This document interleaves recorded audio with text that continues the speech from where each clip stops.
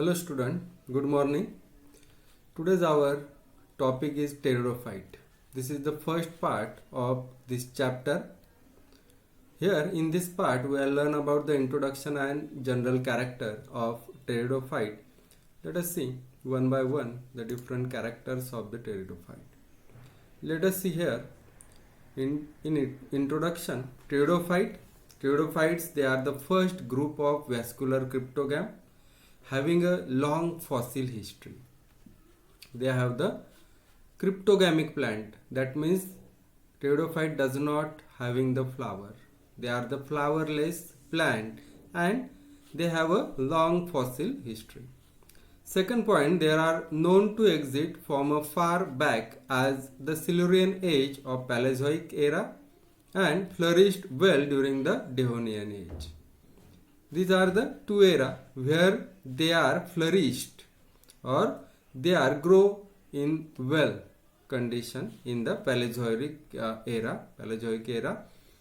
Third point, the tree fern and giant horsetail, they are the dominant fossil from the forms of the pteridophyte. The fern, now we know about the fern plant.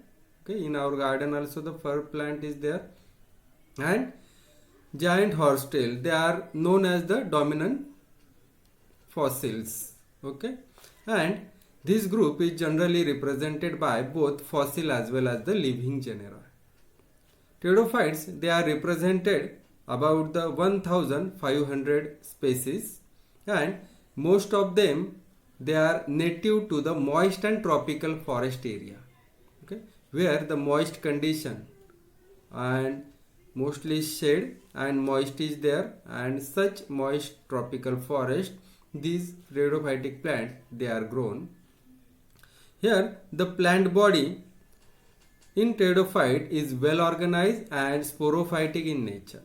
Okay, this pteridophytic plant, the main plant body, that plant body is known as the sporophytic plant body. Let us see one by one the general characteristic of the pteridophyte. First one, these are the vascular cryptogamic plant with well developed plant body possessing root, stem and leaves. Okay, let us see here vascular system are developed in the pteridophytic plant, or it is start to develop, because before that in algae, fungi, bryophyte there is no vascular system. From here the vascular system is evolved here and or introduced here in the cryptogamic plant, and they are well developed plant body having the root, stem and leaves. In bryophytic plant we are see that root like structure is there, right? Stem like structure or leaves like structure is there, but they are not true roots. But here the root, stem and leaves are occurred in the pteridophytic plant. This is the first character. Second one is the plant body is sporophytic but without flower. These are the cryptogamic plant, so no flower are occurring in this plant, and these are the sporophytic plant body. Okay, like the angiospermic plant. Sporophyte produces the asexual reproductive bodies. They are known as the spores. Let us see sporophyte. Phyte means plant and sporo means spore. Spore producing plant. Okay, so this sporophytic plant, they produces the asexual spore, and that asexual bodies, reproductive bodies, that are nothing but the spores, and these spores are produced in the sporangium. Okay, a cavity like structure, and in that structure the spores are produced, that is known as the sporangium. That sporangia developed on the sporophyll. Okay, that leaf of a plant on which sporangium are or sporangia are occurred, that leaf is known as the sporophyll. Okay, leaf which produces the spore, they are known as the sporophyll. In many member of sporangia bearing structures or bearing the different structure, they are grouped in the cones. Okay, they are grouped in a cone. That cone is known as the strobulus. Okay, or the sporangia, they are grouped in a cone, that is known as the strobulus. Plant may be the homosporous or heterosporous with megaspore and microspore. Two type of spore is produced here, mega and micro. If mega and microspore they are occurred in the same plant, they are known as the homosporous condition.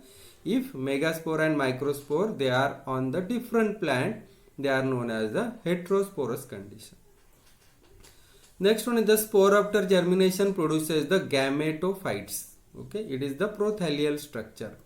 Gameto means gamete, phyte means plant. Okay, plant producing the gamete, such type of the structure is known as the gametophyte. Okay, and here the megaspore develop into the female gametophyte and microspore develop into the male gametophyte. Okay, megaspore female gametophyte and microspore they are the develop into the male gametophyte. Next one is the gametophytic thallus is with rhizoids and chlorophyllous tissue, thus it is the independent.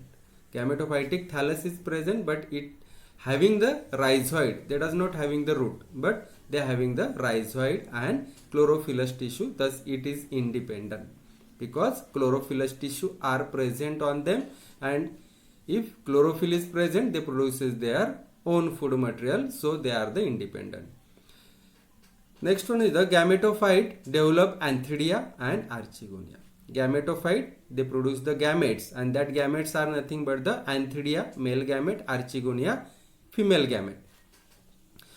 Further, the anthrazoids, antheridia develops they develop the anthrazoids, and they are the multiflagellated structure. Further, for the fertilization, okay, of antheridia and archegonia, water is necessary for fertilization. Water is the important thing, and without water fertilization cannot be takes place here.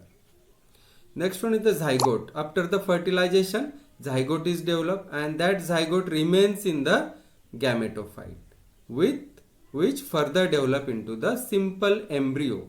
Okay, zygote, when male and female gamete, that is nothing but antheridia and archegonia comes together, zygote is formed. Further that zygote develop, and it is developed into the embryo. That embryo develops into the next sporophytic plant.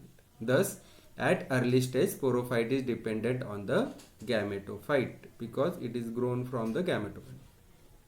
Sporophyte possesses the vascular tissue.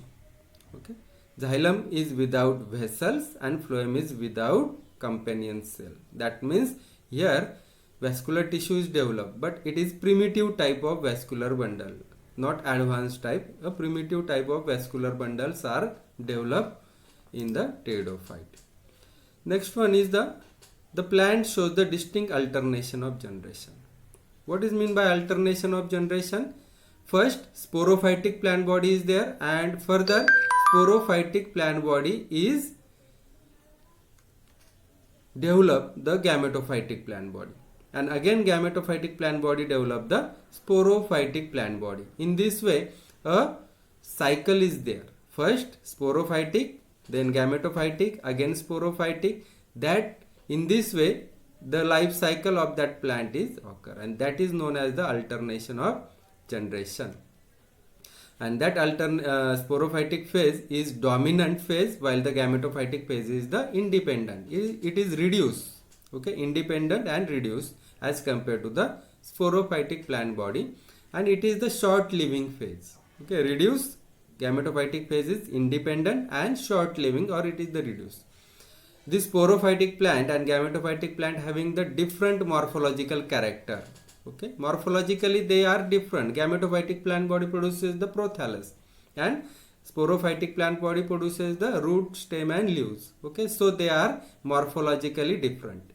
Thus their life cycle is known as the diplointic and heteromorphic. They are different, so hetero and morphic. Okay, heteromorphic or diplointic. In this way, these are the different character of the pteridophytic plant. These are some examples of pteridophytic plant. They are the Xylotum, Selaginella, Equisetum, Adiantum and Marsilia. These are some examples of the pteridophytic plant.